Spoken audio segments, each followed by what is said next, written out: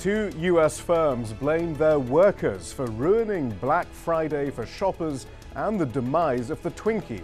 But are corporate practices more at fault? You're watching Inside Story Americas from Washington.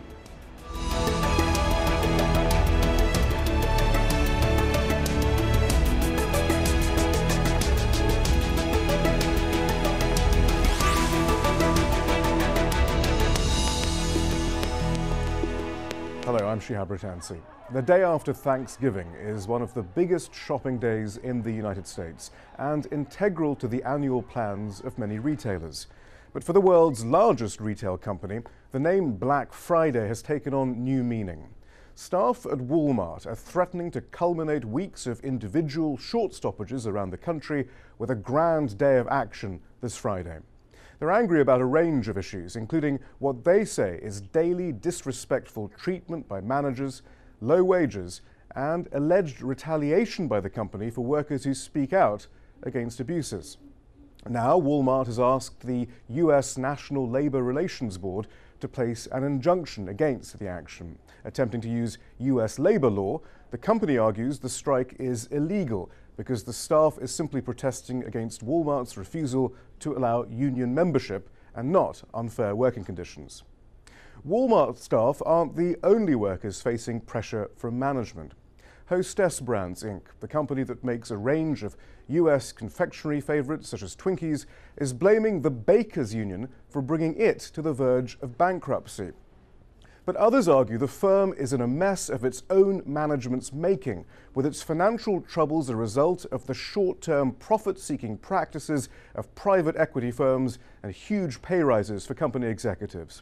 Even as the company attempted to force the workers to accept further concessions on pay and conditions, the CEO awarded himself a 300% pay rise.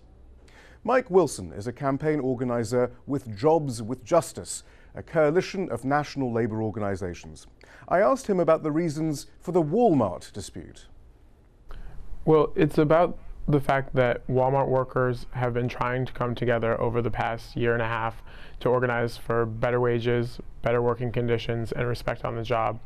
And Walmart has been retaliating against them, trying to intimidate people from organizing. And, it's time for workers and community members to stand up and say enough is enough. So this started last month. Hundreds of workers went on strike. And this Friday it's going to be thousands at over 1,000 stores across the country.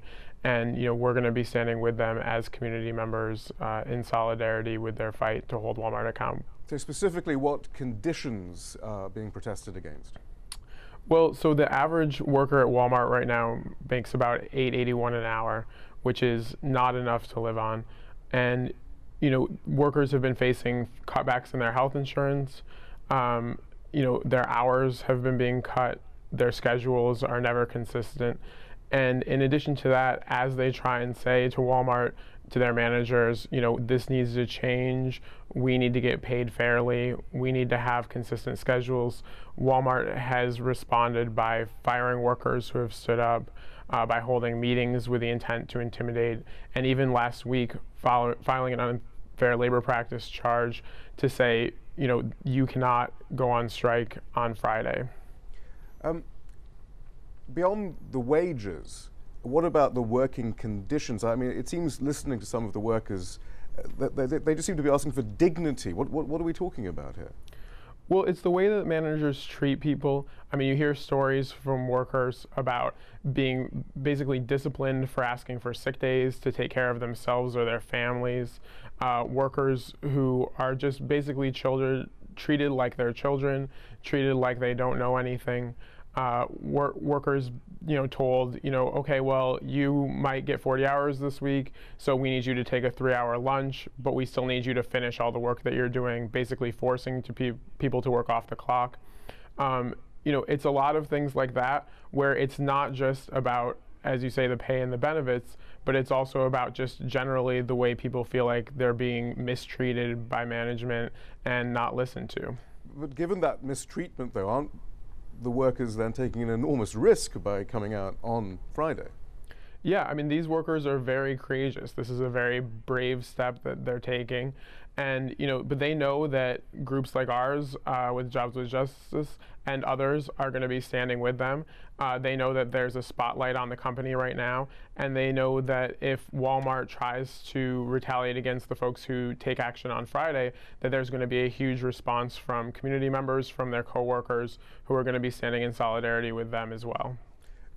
But what would you say to those who argue, well, look, this is just how the modern economy works. Some people just have to be on the bottom rungs of the ladder, and that's actually what consumers and people expect, even poor consumers expect. Right. Well, I mean, the reality is, though, Walmart is the largest, richest corporation in the world. And they set a standard for the economy. And if we want to change the economy, if we want to change the economy from one where there's an increasing number of retail and service sector jobs that pay, $8.81 an hour, as Walmart jobs do, or sometimes even less, and make it so that people cannot afford to take care of themselves and their families, we need to stand up against Walmart. They're the ones that are lowering the bar and setting this standard where poverty wage jobs are becoming okay and are becoming the new norm. And if we want to be able to stand up and say, no, we need a real vibrant middle class in this country, that we don't want just everything being sucked from workers and communities into the pockets of families like the Waltons, then we need to stand up to change Walmart and really just change the American economy.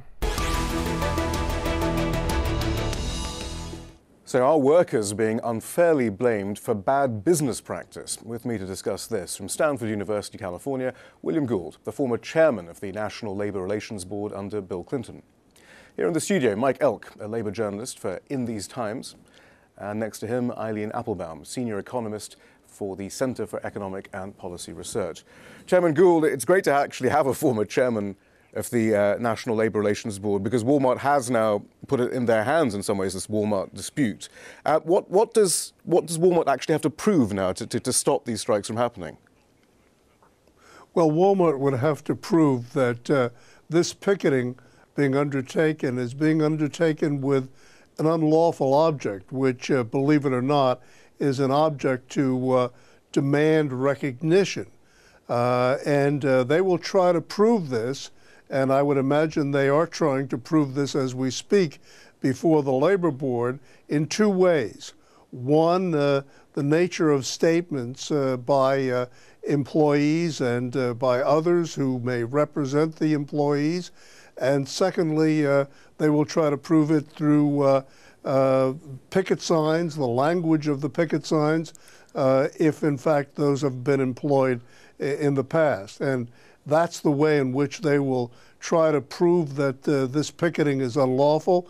And if they are able to show that it's unlawful, the board would be mandated to seek an injunction against the picketing. All right, let's just clarify that. By recognition, you mean recognition to get union recognition at Walmart is what we mean. That's correct. So is it as simple though as someone going out to the picket line and saying, hey, do you want to join a union? And if they say, yeah, actually, we wouldn't mind, I mean, is that enough evidence for the board to rule in Walmart's favor? No, it is not. You would have to show that this picketing is part of a demand for recognition. The fact that I want a union, you want a union, and that this is being undertaken in connection with the union organizational drive is not sufficient to make out a violation. What has to be shown is that the picketing is tantamount to a demand for recognition of the union. So, but this is actually one of those interesting things that we've discovered looking into this story. So there are different types of strike allowed. You can't strike for union representation in a coordinated fashion, but you can strike for against unfair practices. I mean, doesn't the First Amendment come into this somewhere? Maybe if the Constitution on free assembly and free speech? You can't strike to demand recognition. This is the so-called unlawful objective. You can strike and can engage in picketing to protest any kind of employment conditions that you deem to be unfair or employer retaliation. The Supreme Court has been loath to equate for the past half century or so, a variety of kinds of picketing, including this, with the First Amendment to the Constitution. The general view is that picketing is speech plus. All right, well, perhaps later on in the show we'll examine that in a bit more detail. But the group, Our Walmart, is one of the groups who are helping those the workers at Walmart put together the action on Friday. They put together this video of workers explaining why they think the action is necessary. Because long-term associates are being fired. Because I'm tired of my store manager calling my fellow associates stupid. Because they don't treat me like a human being. Stand up, live better.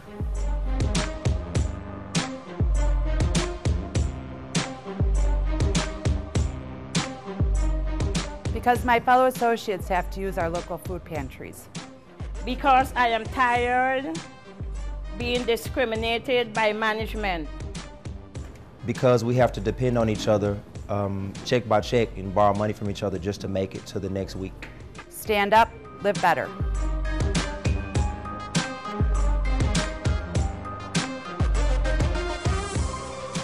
Because of all the favoritism in my store. Because I love my job, but I hate the way I'm being treated unfairly.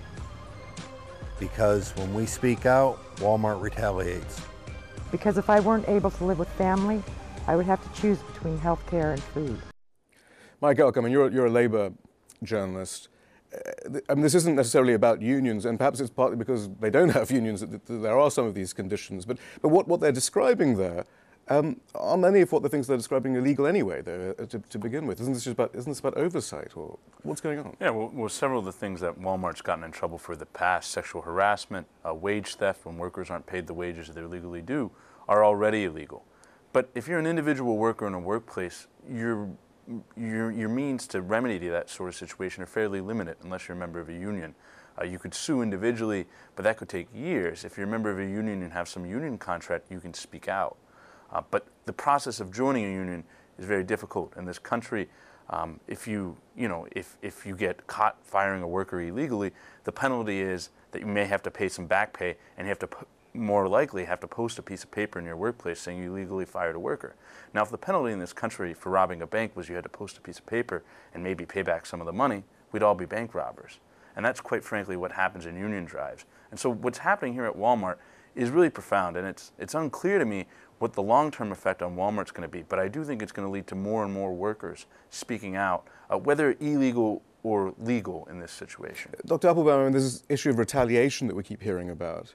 But even, I mean, the Walmart spokesperson was quite clear on CNN on Sunday. He said if workers don't show up on Friday, quote, there will be consequences. I mean, isn't that already retaliation? I mean, in broad daylight? It's definitely a threat. It's certainly intended to keep them from exercising a right that they have in this country. And there also seem to be these workarounds. I mean, in the sense that you're not allowed, they're not allowed to discriminate against unions. I mean, or union, maybe union membership perhaps. But then when, for example, I think there's Josh Idelson in The Nation suggested or listed a couple of examples. When the Texas meat cutters won union election in 2000, Walmart simply eliminated the post off meat cutter nationwide. Or that's right. The Quebec workers win an election in 2005 to join unions. They shut the entire store. I mean, that would seem like excessive unfair labor practices, but they do seem to be able to get away with it. But as a former chairman of the National Labour Relations Board, I mean, isn't this where the NLRB comes in? I mean, it is often said, actually, perhaps the NLRB, and this could be just unfairly,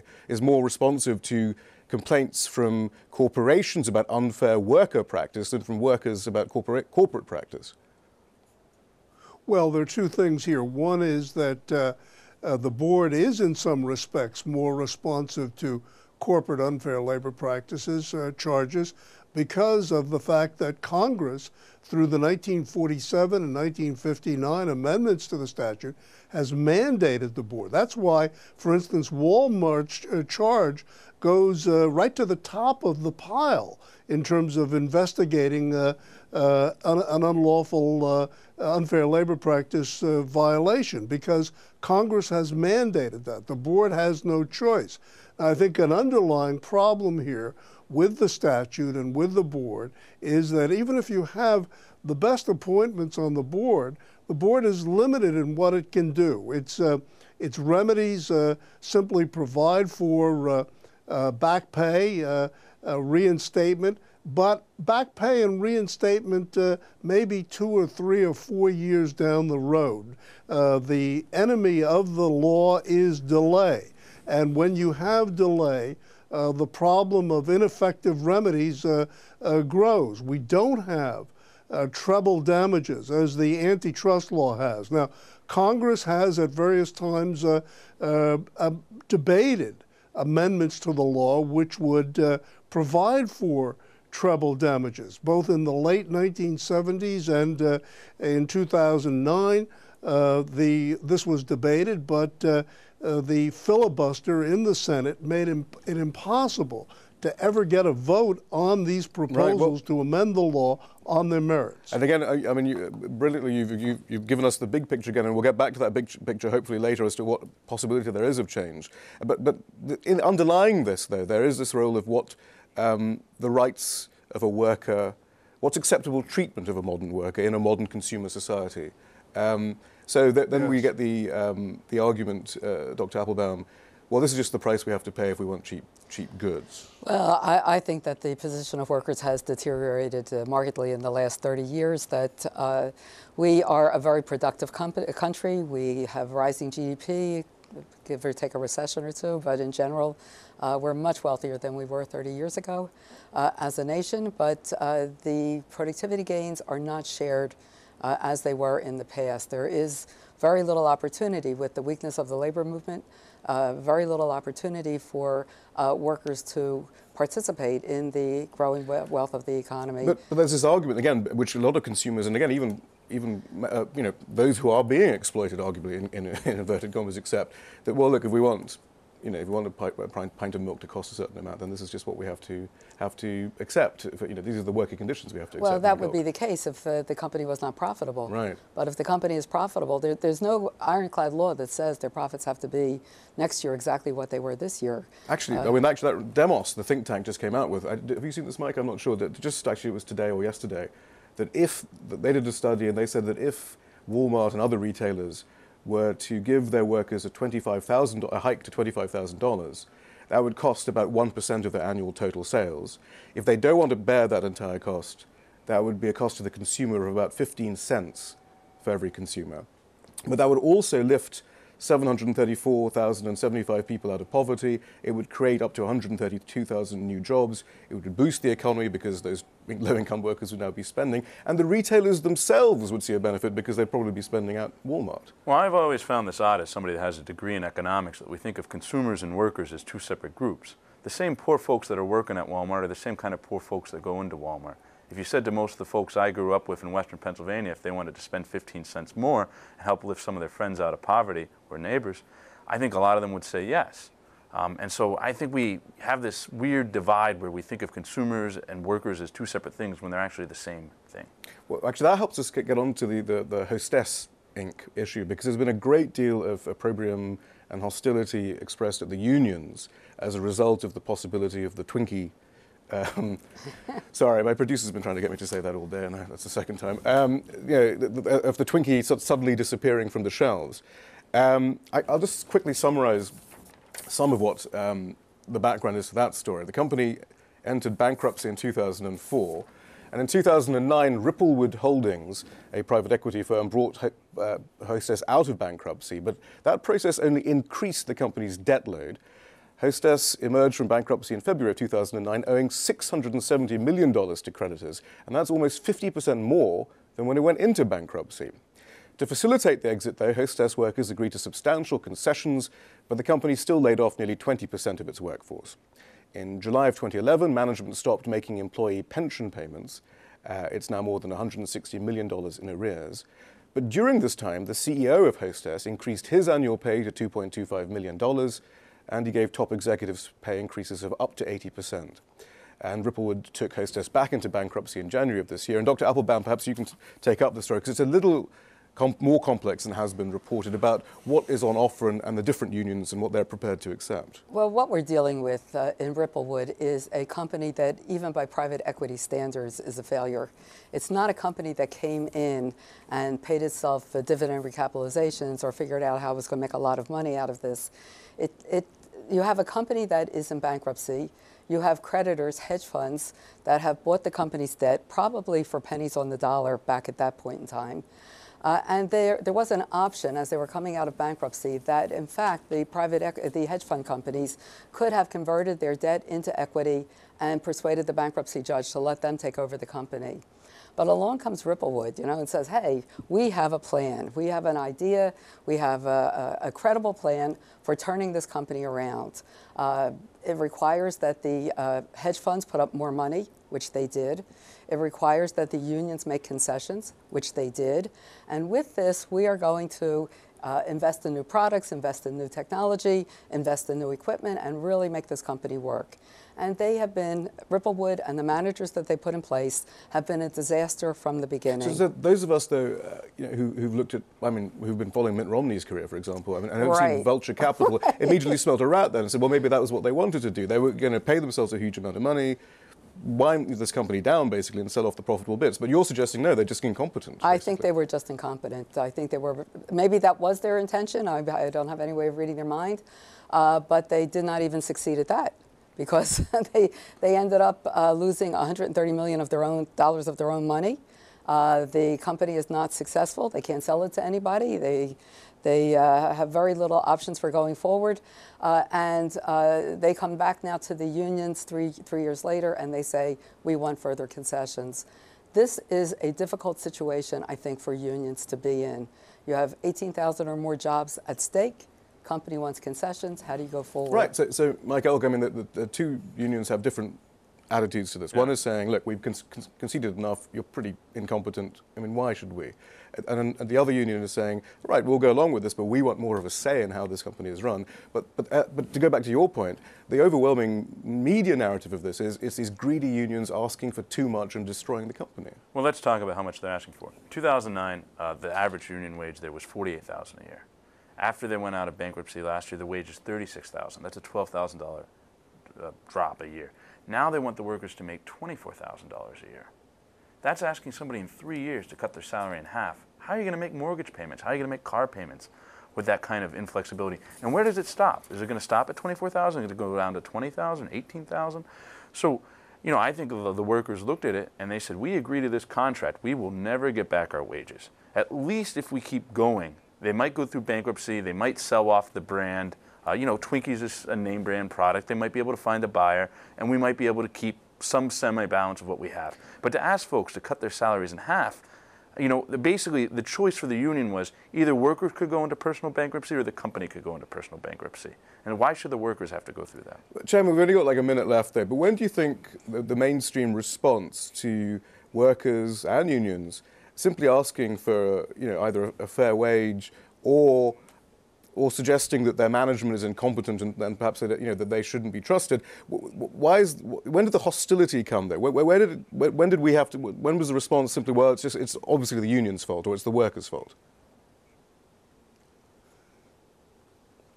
I think that the answer is the collective bargaining process. Now, the unions really disagree about how this should be approached. The Teamsters have reached a deal where they would share more, both in terms of financial gains, if there are any, and also control. The bakery workers have said there isn't any chance of but it's a complex issue. It is a very complex issue. It's a much more nuanced issue than the Walmart issue, where Walmart is just flat out against unions and freedom of association for workers, where here we have unions and we have economic facts of life. We have greed on the part of the company. And the question is, what do we do about it now? And one union is saying, well, we think that some job is better than no job, and the Teamsters are saying and the bakery workers are saying, well, we think that maybe we can do better with some other employer or as a result of a rearrangement. The difficulty with that is that employer obligations, successor obligations, new companies are often able Chairman, I have to walk stop you away there. from unions. I have to stop you there, but we're going to go on. We're going to have 5 more minutes on our internet version of our program, but that's the end of our broadcast edition of Inside Story. Do log on to aljazeera.com to see a little extra of this discussion. So we still have with us Chairman William Gould, Mike Elk, the journalist, and Dr. Eileen Appelbaum. Mike, I suppose what we were trying to get to then was, I mean, clearly then the hostess issue is a very complex issue, and it's actually rightly being discussed between different sections of the workforce as to what the best way is forward. And yet, the media narrative is completely about the management's decisions, and not even perhaps even questioning their own competence when it comes to the management in the past, but what the management is going to do with this uppity workforce. And I suppose we've got to try and figure out, well, how did that become the dominant narrative? When did that begin? Well, a key thing to point out is Pew did a study in 2009. Union members are only quoted in 2% of all economic stories in 2009. So that says something. Most major publications have a full-time financial reporter, several full-time financial reporters, but nobody that understands labor issues. Hostess is a very complex situation. There's a company going into bankruptcy, and there's two different unions with very different cultures taking two different approaches to the concessions. And there's nobody really with any level of skill that can explain this in the media, why that's happening.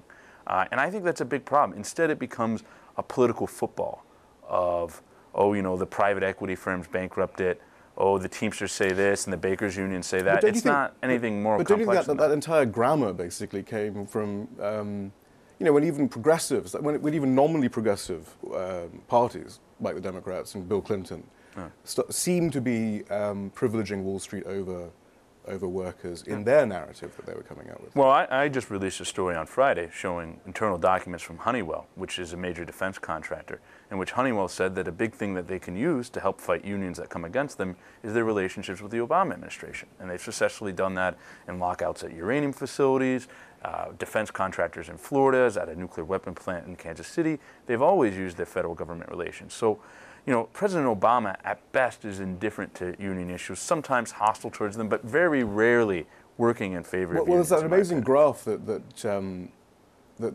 recently came out, or at least recently got wider notice, that how the rate of union membership and the rate of middle-class prosperity are almost exactly twinned. I think we have that graph now. Back in '67, 27% of Americans were part of a union. But as the red line shows, that number had shrunk to around 12% by 2011. The decline is almost perfectly matched by the fall in the share of income going to the middle class. The blue line there shows that the middle 60% of households got just over 45% of the nation's income in 2011, compared to about 53% in 1967. I mean, Chairman Gould, earlier on we were talking about how the Supreme Court looks in a certain way at different types of freedom of speech, or and even now, then, we hear President Obama talking a great deal about middle-class prosperity. But when you see the facts, if he really believes in middle-class prosperity, then doesn't he have to be much stronger about union membership? I mean, the economic data is there, but he's very unlikely to do that because of, again, the political will that underlies all this and the political interests, surely. Yes, well, the unions and unionization have always and continue now to take a back seat to other things. I mean, look, from a labor law perspective, bankruptcy law trumps labor law. Immigration law trumps labor law. That tells you something right there. But if we look at what the agenda is here in 2012, 2013 for public policy, there's no discussion whatsoever of labor law reform. Now, of course, the House of Representatives wouldn't let it through, even if Senator Reid modifies the filibuster rule in the Senate. But there's no doubt about the fact that this gets second short shrift. But it's more than the law that's involved with this.